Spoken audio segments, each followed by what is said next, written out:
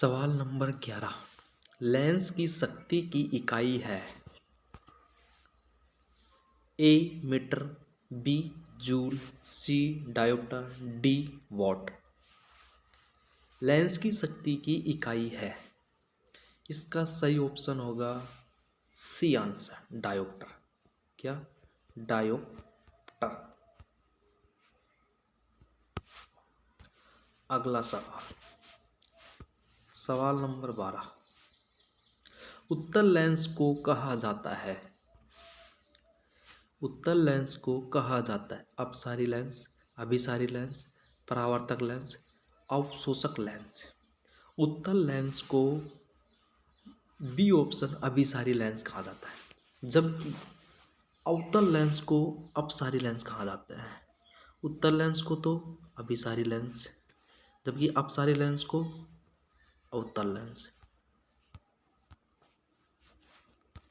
अगला सवाल, अवतल लेंस को अवतल लेंस कहलाता है,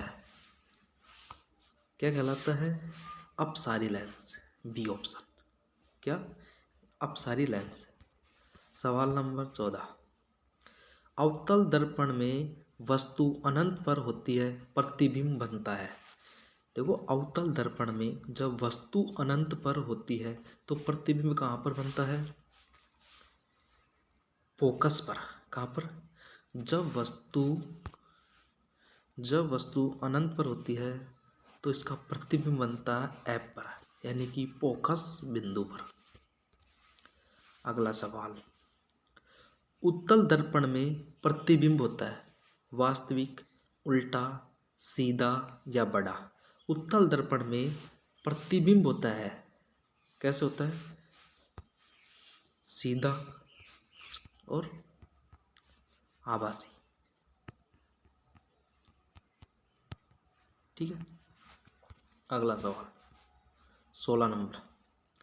उत्तल लेंस में वस्तु जब 2f पर रखने पर प्रतिबिंब कहाँ पर बनेगा?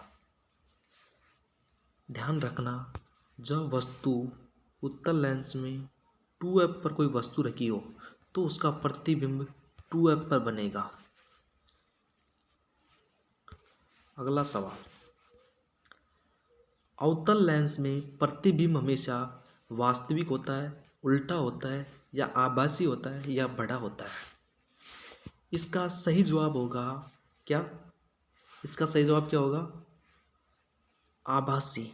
अवतल लेंस में प्रतिबिंब कैसे बनता है? आभासी।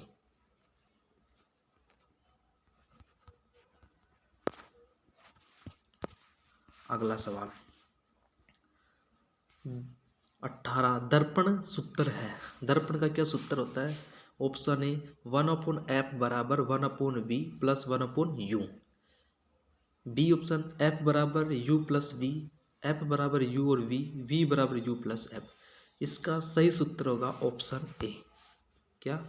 दर्पण का सूत्र होता है कि 1/f बराबर 1/v प्लस 1/u।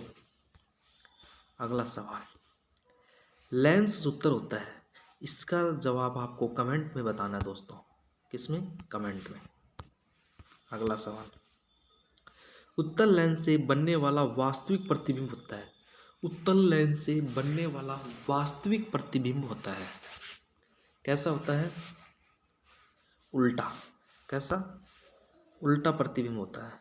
उत्तल लेंस से बनने वाला वास्तविक प्रतिबिंब उल्टा होता है। धन्यवाद दोस्तों।